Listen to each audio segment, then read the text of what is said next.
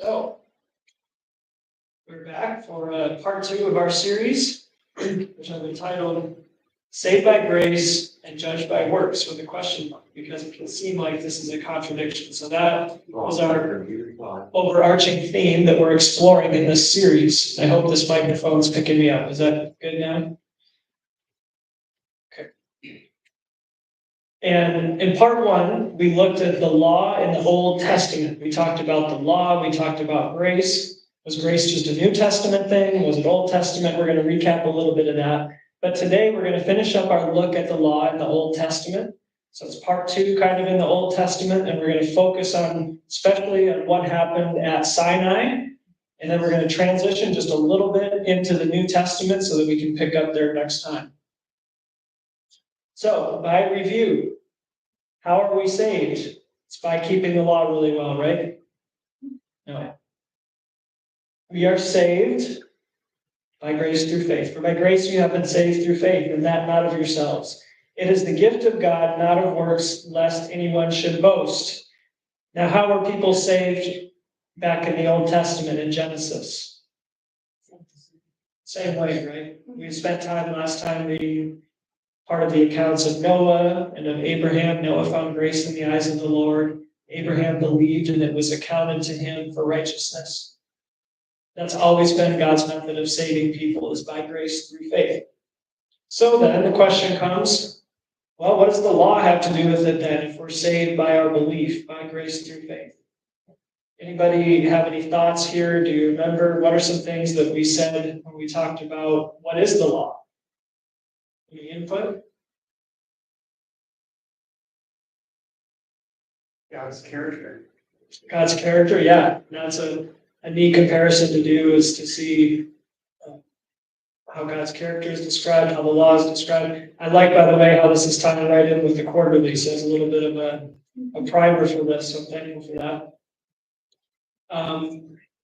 What else? What else could we say the law is? Embodiment of his love. What's that? Embodiment of his love. Yeah, so embodiment of God's love, because God is love. That's his character, right? One thing that we pointed out last time, according to Romans 8:4, the law is God's righteous requirements. Another thing is that it's the standard of judgment. All must appear before the judgment seat of Christ, and it's going to be based on the law. 2 Corinthians 5:10 and other places make that clear. And also it's a mirror. In James 1:25, we read about that. So that kind of transitions us then into what is the function of the law. Well, one is it points out sin. According to Romans 7:7, I wouldn't have known to covet except the law said, you can't do that. Galatians 3:24 tells us that the law points to Christ. It calls it a schoolmaster or a tutor to point us to Christ, that we might be justified, that we might be saved. And in so doing, Psalm 19:7, which is up on the screen there, it's interesting that the law actually brings conversion. Psalm 19:7 says the law of the Lord is perfect, converting the soul. We don't think about that often, but if the law is pointing us to Christ, the whole point of coming to Christ and what that means is being converted, right? So the law is actually a tool to be used in conversion. Okay, history of the law. How long has the law existed? Eternity, yeah. At least in some form, and the basic principles of that law have existed from eternity past because, as we remember last time, Lucifer in heaven was perfect until iniquity was found in him. That means there was sin found in him, which means he transgressed the law. So there was a law that was there. The Ten Commandments have been present from creation. And we spent time last time going through how you can find evidence of the existence of the Ten Commandments all basically in Genesis. You can find it in Genesis 26:5. We found that Abraham kept the commandments, the statutes, and the judgments of God. This is, of course, before the Ten Commandments were formally given at Mount Sinai. So when the Ten Commandments are, and we're going to spend a lot of time on that today. But when that event happens at Sinai, these are not a new set of laws that are being introduced at that point. Okay, so looking at the law, we talked about the Ten Commandments. We started talking about that even last time. But if we look at what happened there in Exodus at Mount Sinai, it wasn't just the Ten Commandments that Moses received. He received a whole bunch of other laws, even into Leviticus. He's receiving other laws from God. So one of the questions for today, and this is how we closed last time, were some of these questions we're going to look ahead to deal with today. One of the questions is, are there differences between the other laws Moses got and the Ten Commandments? Is it appropriate for us to sort of distinguish or categorize these laws? And then what impact, if any, did Jesus' death have upon these laws? So then ultimately we want to know, what does it mean for us, right? How can we know? Do some of these laws still apply? Do some of them not? How do we approach that? So let's go back and take a look at this account of what happened at Mount Sinai. We're going to start in Exodus 20 and sort of just high level go through and look at certain verses here. So feel free to follow along in your Bible if you want. I'll have verses up on the screen. But we're going to follow the narrative starting in Exodus chapter 20. I think we all should know this. What happens at the beginning of Exodus chapter 20? What is occurring in that chapter? So the Ten Commandments are being spoken by God. And it's interesting because if you remember, chapter 19 leads into this, and there's all these preparation that needs to take place. God says, don't let the people get too close. They have to stay at the foot of the mountain. This is going to be a very dramatic thing that happens. And so God comes, and there's all these, look at how it's described here, verses 18 and 19. This is what God's giving the Ten Commandments. This is what's going on. Now all the people witnessed the thunderings, the lightning flashes, the sound of the trumpet, and the mountain smoking. And when the people saw it, they trembled and stood afar off. Now, put yourself in their shoes. Would you tremble and stand afar off if you could see the presence of God being manifested in that way, such that the mountain is smoking, there's thunderings and lightnings? I mean, it would be pretty intimidating, wouldn't it?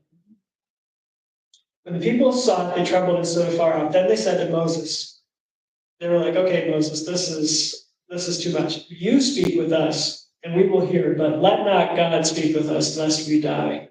They're like, it's just too much, right? We can't stand in the presence of this holy God.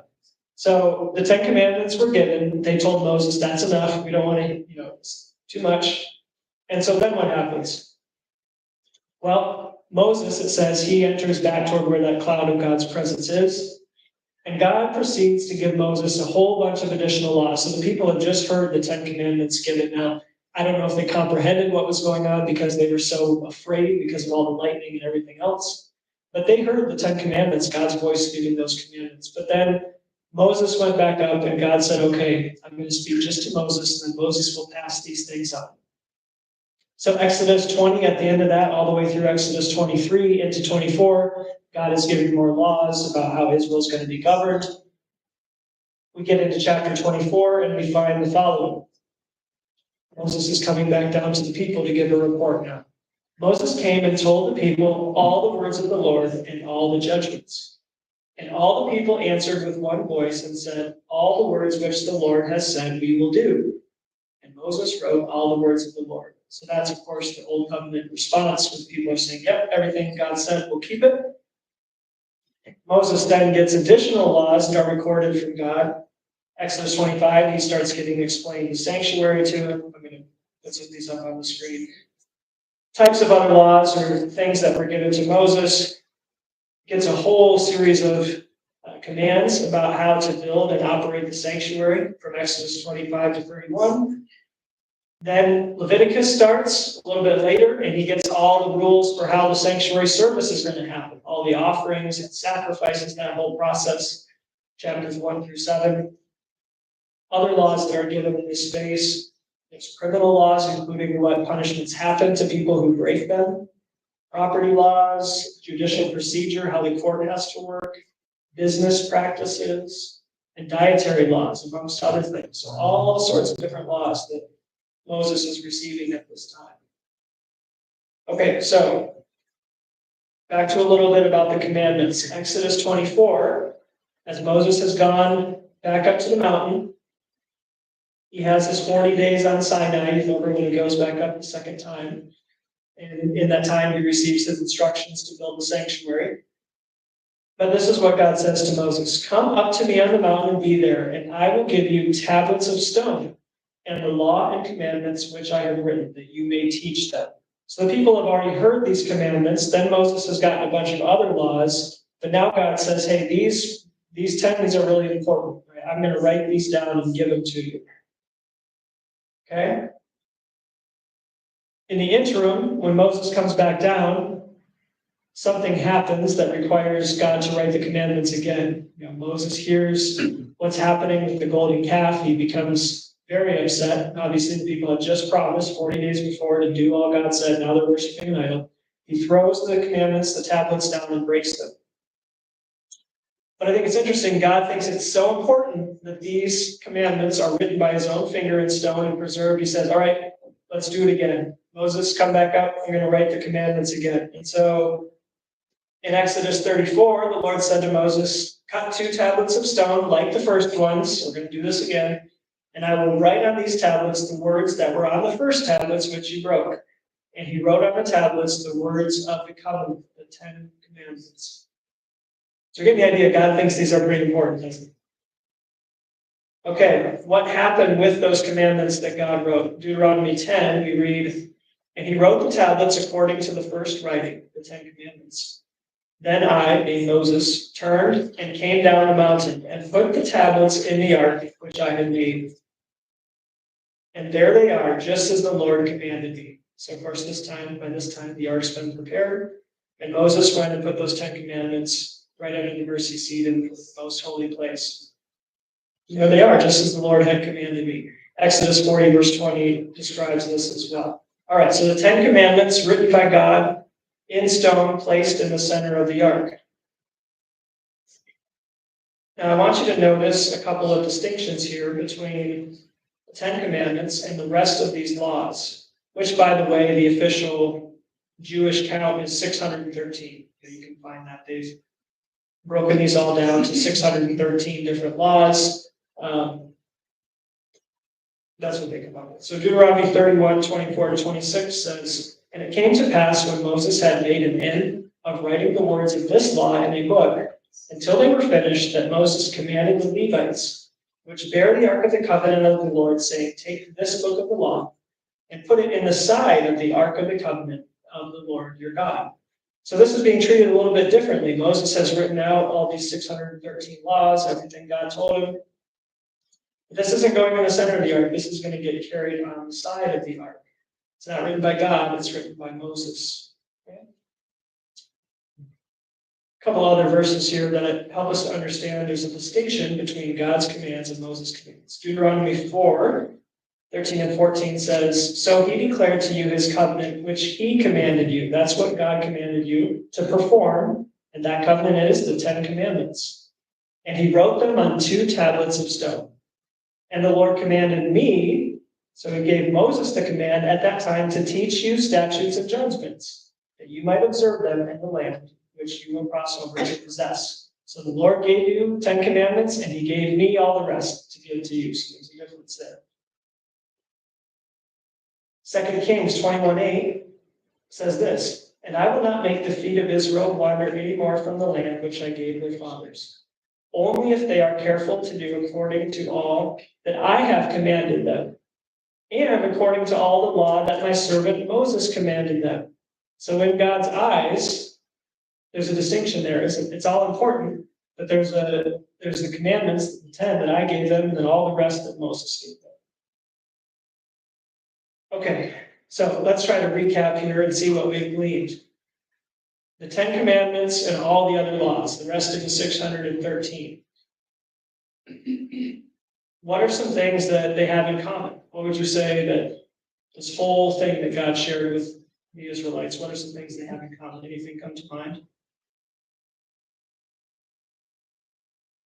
Well, for me, yeah, go ahead, Jonathan. Well, I mean, they were all given by God. Exactly. They're all given by God. Basically, at Sinai or shortly thereafter, he communicated with Moses in the tabernacle.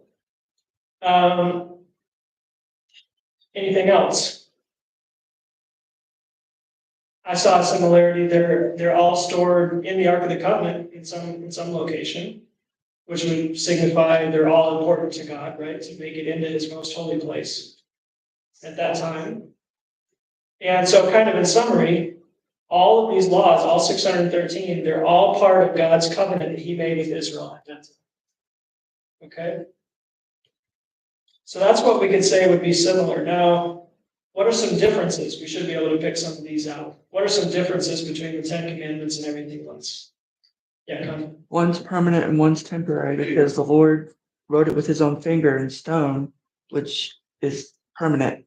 And then on paper, paper's temporary. You wrote the rest, right? So you're getting the conclusion. You said the conclusion first, and then you gave the reason, which is correct.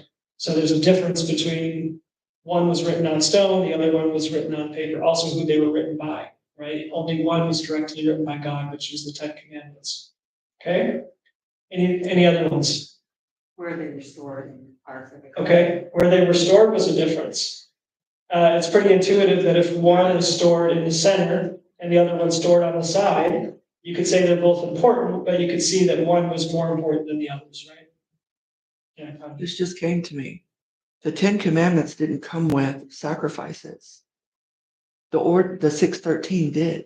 The Ten Commandments, and we're going to get more into that. The Ten Commandments don't have to do with what we could say the ceremonies, the service of the sanctuary. They have to do with what a lot of, I'll say, Christian philosophers might call the natural law. They're things that God, he gives us each a measure of faith, and they're things that he wants to write on our hearts through his law.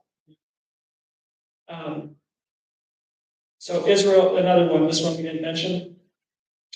Israel initially heard the Ten Commandments. They heard God speaking with his own voice. The rest of the laws only Moses heard, and then he relayed those on to Israel. We talked about God writing the Ten Commandments. He went to the trouble to do that not only once, but twice. And then where they're stored. That one was pointed out. Okay, here's another one, which comes from our part 1 3 weeks ago. The Ten Commandments pre-existed Sinai. We showed evidence in the Bible that each of the Ten Commandments was relevant and people knew that they were to be observed before Sinai, which means they were not just for the Israelites because there was no Israelites at the beginning in Genesis. They were for all people of all time. They're God's natural law, how his universe functions. And then also we read about how the Ten Commandments in different verses, we read from 2 Kings, other places, Deuteronomy 4, the Ten Commandments are called the law of God, and the other laws are called the law of Moses. So you have a distinction there as well. Okay, now how about categorizing the law? Some critics, especially critics of Adventists, say these laws in the Jewish mind were one. You can't categorize them, you can't split them apart because it's all part of God's one covenant with Israel. Well, it's true, it was all part of one covenant with Israel. But are there categorizations that we can support biblically? And do we even need to do that? Is it important that we categorize and think about these laws in sort of different buckets? Well, let's consider that. First of all, clearly there are some laws that apply to everyone. We just talked about that. The Ten Commandments, those pre-existed Israel, so they could not have existed just for the nation of Israel. Here's another example here in Leviticus 18. You shall therefore keep my statutes and my judgments, and shall not commit any of these abominations, either any of your own nation or any stranger who dwells among you. For all these abominations the men of the land have done, who were before you, and thus the land is defiled. So in this chapter here, the context is talking about sexual laws, sexual purity. And God's saying, hey, the land is defiled because the people that were here before were practicing things immoral sexually. So that was not just for Israel. All of these rules, God was holding it against other nations that they were defiling the land by doing these things. So it wasn't even just the Ten Commandments, although the principle of, all the principles find their root in the Ten Commandments. But there's additional laws beyond that apply too. Okay. But were there some laws that applied only to Israel? I think we know the answer to that is yes. can we think of examples? What would be some laws or some types of laws that must have applied only to Israel? That were given their assignment. Yeah, Jonathan. I mean, it was a theocracy, so the stoning of a man and a woman caught in adultery. Okay. You know, So and it's interesting because when we talk about the law and how many there are, the 613, that includes not only what the law is, but also the punishment for breaking that law. You know, so some of the punishments could not be carried out today, right? That's not the law of the land. They can only be carried out in Israel with God as their head at that point. Yeah, I think that's sort of a clear distinction, and obviously he felt distinctions need to be made, so we obviously need to take them seriously. For sure, yeah. Any others? Yeah, Connie. There were laws for the high priest, but once Jesus died on the cross, he is the high priest. Right. And those laws really wouldn't be relevant for other nations because, like my first point on here, no other nation was commanded to build a sanctuary, right? So that all those commands related to building the sanctuary only relate to the nation of Israel, and then you can't have any of the priestly laws or anything else if you don't have the sanctuary there and have the service. Okay. Again, related to that, offerings and sacrifices, those were laws only for Israel, and as we'll talk about more, only for a certain time period. Okay, here's another example, Deuteronomy 14:21. You shall not eat anything that dies of itself. So that was a law for Israel. Anything you found dead, couldn't eat it. But look at this, you may give it to a stranger or an alien who is within your gates, that he may eat it, or you may sell it to a foreigner, for you are a holy people to the Lord your God. So in the other case, Leviticus 18, with the sexual purity laws, God said, I'm holding everybody guilty for that stuff. But here, related to an animal that dies on its own, I have a special law for you, Israel. You can't touch that. But if there's someone who's not an Israelite that's amongst you, or you go out to a marketplace and you've got someone from another nation, that's fine. They can have that, and I'm not holding that against them. So biblically, yes, there's some laws that apply only to Israel. All right. This is, I think, helpful. This is an AI summary, and I thought it was pretty good. In biblical tradition, laws are often categorized as moral, civil, or judicial, and ceremonial. So those three, moral, civil, and ceremonial. With moral laws representing God's character and principles, civil laws governing daily life and society, and ceremonial laws relating to worship and sacrifices, many of which are seen as fulfilled in Christ. So those three categories, moral, civil, and ceremonial. Is that something new that scholars have come up with? No, it's not. So there's many older scholars that in their writings indicated that they could see divisions in the law, especially between at least the Ten Commandments and everything else. That's been from the very early days, going back to the 2nd century, like guys like Justin Martyr, Tertullian, Augustine, all these guys recognized distinctions in the law. But here's Thomas Aquinas in the 13th century. We must therefore distinguish 3 kinds of precepts in the old law: moral precepts, ceremonial precepts, and judicial precepts. Okay, so Thomas Aquinas recognizes these same 3. John Calvin, one of the reformers, a little more recent guy.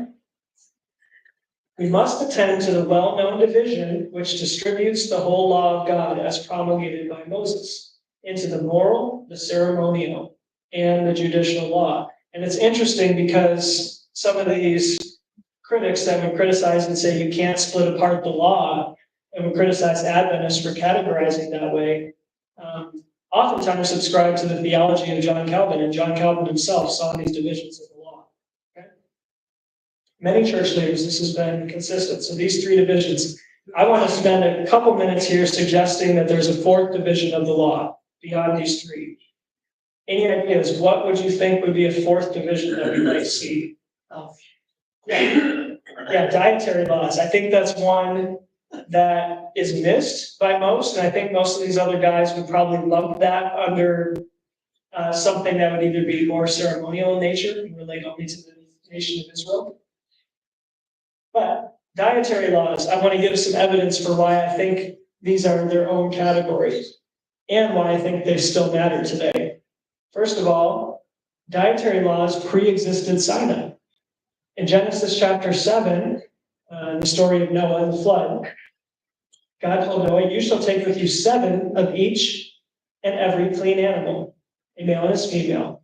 But look what happens with the unclean.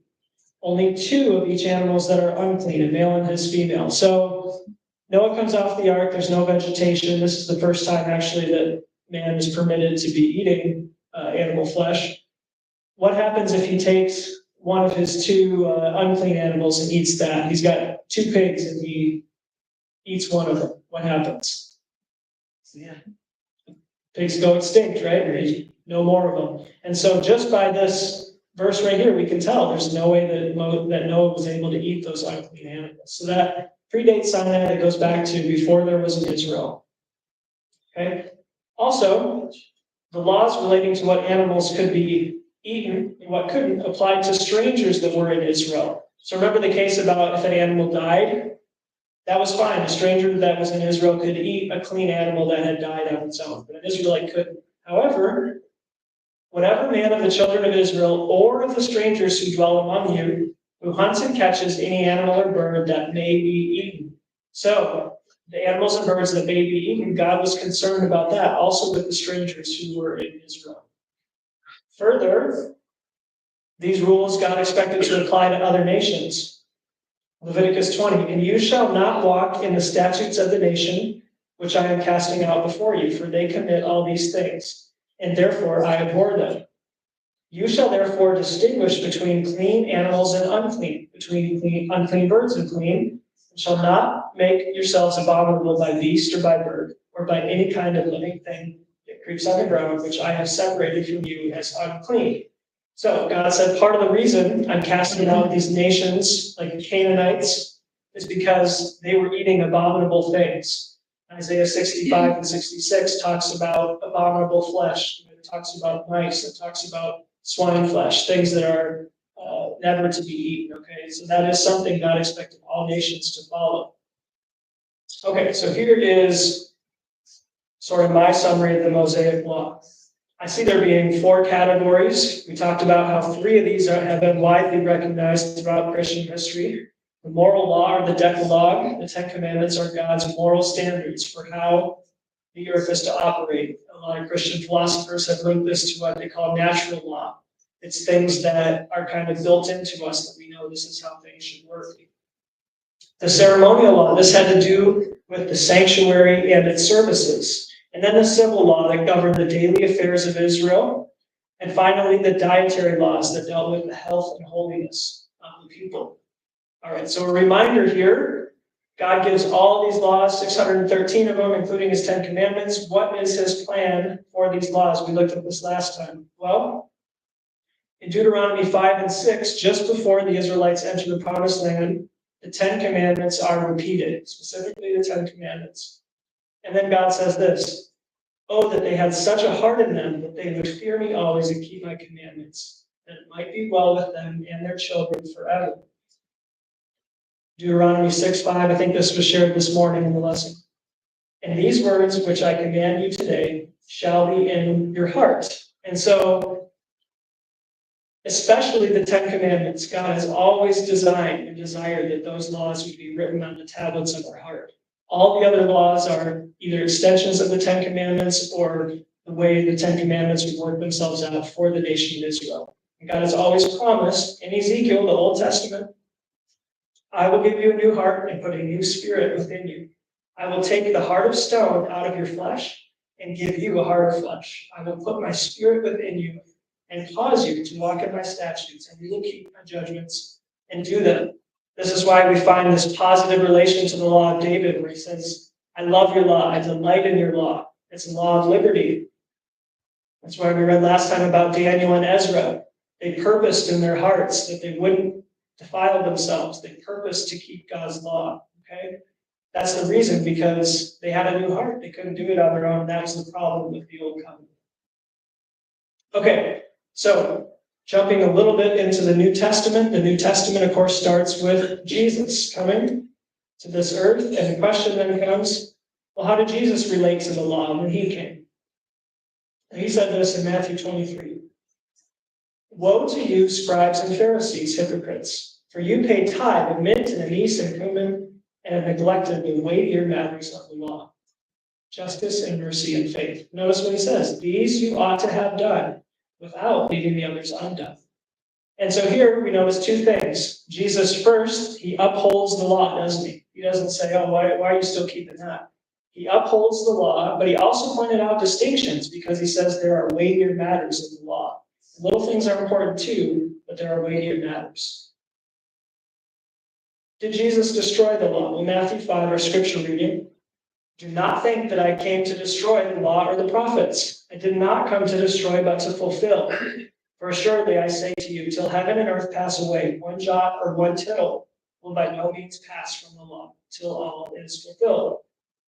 And so it's interesting. People sometimes take this passage and say, basically that fulfill means destroy, because they say, look, Jesus did away with the law.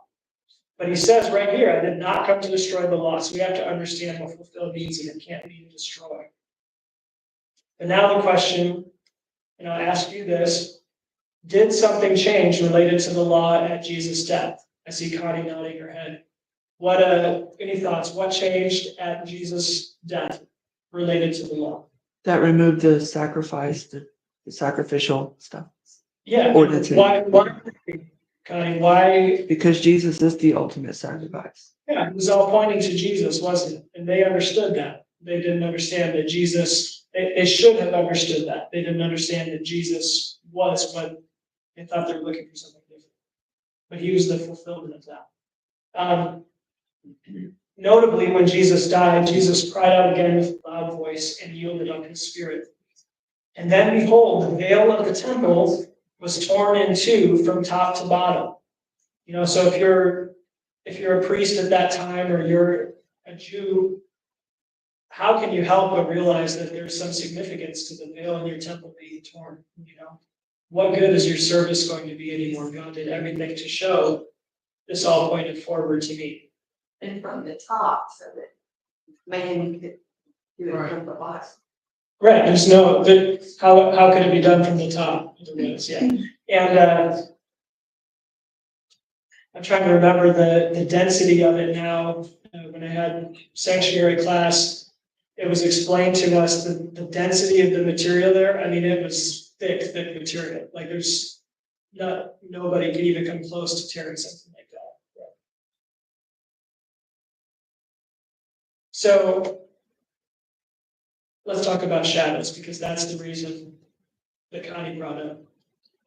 Colossians 2:16 and 17 says this, so let no one judge you in food or in drink, or regarding a festival or a new moon or Sabbaths, which are a shadow of things to come, but the substance is of Christ. And the shadow concept is talked about more in Hebrews 8, 9, and 10.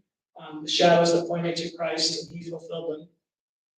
So the word here regarding, just so, and it's not the point of this study, but the Greek word there is meros, which means part of. So the point here is that food and drink offerings and the part of the festivals, new moons, and Sabbaths that involve sacrifices, those were fulfilled because they pointed to Jesus. I mean, there's no point to keep doing sacrifices when the ultimate sacrifice came. Those are shadows. They're not the real thing. They just pointed to the real thing.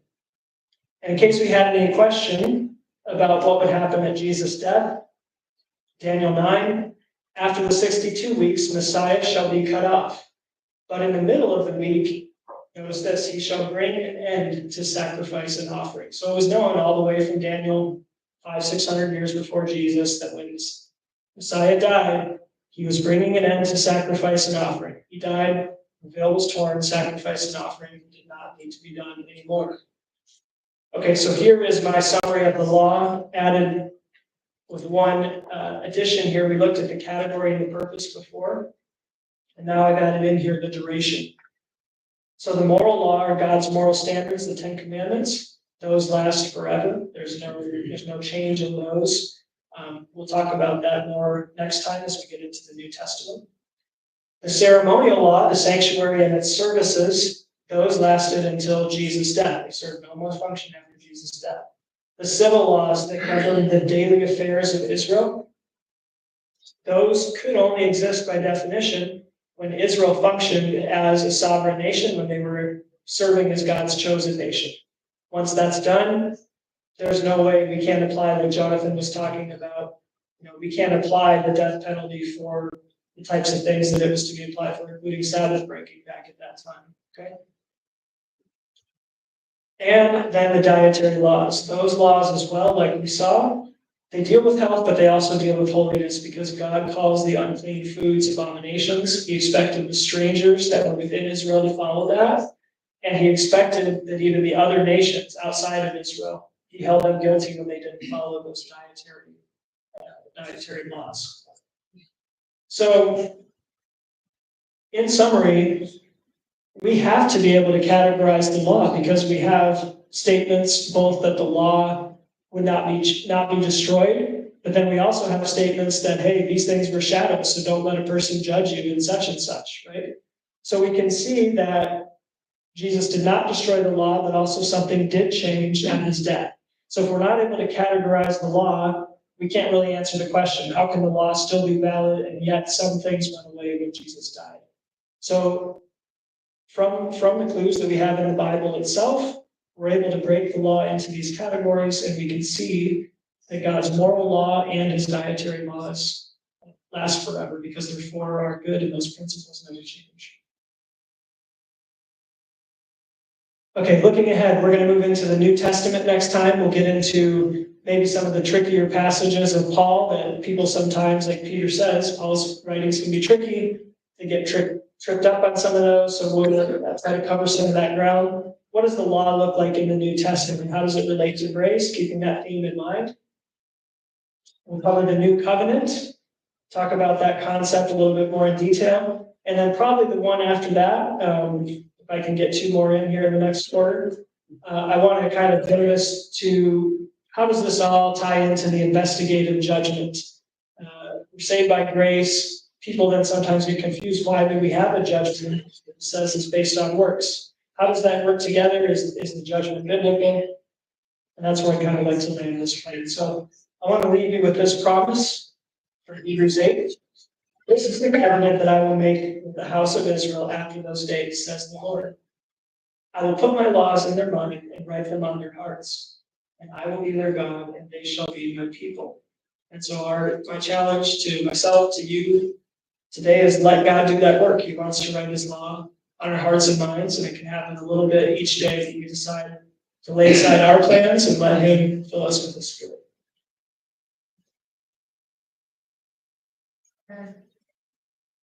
No.